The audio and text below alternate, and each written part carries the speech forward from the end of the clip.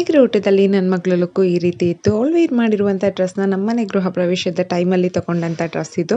ಇದಾದ್ಮೇಲೆ ಮತ್ತೆ ಇನ್ನೊಂದು ಡ್ರೆಸ್ನ ಹಾಕಿದೆ. ಈ ಒಂದು ಡ್ರೆಸ್ಗೆ matching hair band, hair clip ಮತ್ತೆ ನೆಕ್ ಪೀಸ್ ಕೂಡ ಹಾಕಿದ್ದೀನಿ. ಮತ್ತೆ ಒಂದು ಹ್ಯಾಂಡ್ಗೆ ಬ್ರೇಸ್ಲೈಟ್, ಇನ್ನೊಂದು ಹ್ಯಾಂಡ್ಗೆ ವಾಚ್ನ ಹಾಕಿದ್ದೀನಿ, ಪಿಂಕ್ ಕಲರ್ ವಾಚ್. ಮತ್ತೆ ಏನಾದರೂ ಫಂಕ್ಷನ್ ಇದ್ದಾಗ ಮಾತ್ರ ಮೂಲಗೆ ಮೇಕಪ್ ಅಂತ ಮಾಡೋದು ನಾನು, ಇಲ್ಲ ಅಂತಂದ್ರೆ ಅವಳಿಗೆ ಯಾವುದೇ ರೀತಿ ಮೇಕಪ್ ಮಾಡಲ್ಲ. ಹಾಗಾಗಿ lipstick, cheek rose as usual ನಾನು ಯೂಸ್ ಮಾಡುವಂಥ ಪ್ರಾಡಕ್ಟ್ಸ್ನೆಲ್ಲ ಹಾಕಿ ಸಿಂಪಲ್ ಆಗಿ ಮೇಕಪ್ ಮಾಡಿದ್ದೀನಿ. ಇನ್ನು ನನ್ನ ಮಗನಿಗೆ ಬಂದಾಗ ನನಗೆ ಬೀಗ್ರೂಟಿಗೆ ಸಿಂಪಲ್ ಆಗಿನೇ ವೇರ್ ಮಾಡೋಣ ಅಂತ ಅನ್ಕೊಂಡಿದ್ದೆ. ಹಾಗಾಗಿ ಸಿಂಪಲ್ ಆಗಿ ಇದೊಂದು ಡ್ರೆಸ್ನ ಹಾಕಿದ್ದೀನಿ. ಇನ್ನು ಕೃಷ್ಣ ಅವರ ಔಟ್ಫಿಟ್ ಬಗ್ಗೆ ಹೇಳಬೇಕು ಅಂತಂದ್ರೆ ಇವ್ರು ವೇರ್ ಮಾಡಿರುವಂತ ಬ್ಲೇಸರ್ನ ನಮ್ಮ ಮದುವೆ ಟೈಮಲ್ಲಿ ಪರ್ಚೇಸ್ ಮಾಡಿದ್ರು ಹಾಕೊಂಡಿರ್ಲಿಲ್ಲ, ಇವಾಗ ಹಾಕೊಂಡಿದ್ದಾರೆ. ಇದು ಬ್ಲೇಸರ್ಗೆನೆ 12,000 ನ ಪೇ ಮಾಡಿರೋದು. One of my favourite blazer ಅಂತಾನೆ ಹೇಳ್ಬೋದು. ಇದಕ್ಕೆ ಬ್ಲಾಕ್ ಶರ್ಟ್ ಮತ್ತೆ ಬ್ಲಾಕ್ ಪ್ಯಾಂಟ್ ನ ಮ್ಯಾಚ್ ಮಾಡ್ಕೊಂಡಿದ್ದಾರೆ. ಮತ್ತೆ ಬ್ಲಾಕ್ ವಾಚ್, ಒಂದು ನೆಕ್ ಚೈನ್ ಹಾಕಿದ್ದಾರೆ, ಮತ್ತೆ ಒಂದು ಫಿಂಗರ್ ರಿಂಗ್, ಬ್ಲಾಕ್ ಶೂಸ್ ನ ಮ್ಯಾಚ್ ಮಾಡ್ಕೊಂಡಿದ್ದಾರೆ. ಕೃಷ್ಣ ಅವರು ಈ ರೀತಿ ರೆಡಿ ಆಗಿದ್ರು. ಲಾಸ್ಟ್ ಅಲ್ಲಿ ನಮ್ದೊಂದು ಫ್ಯಾಮಿಲಿ ಫೋಟೋನ ಹಾಕಿದ್ದೀನಿ.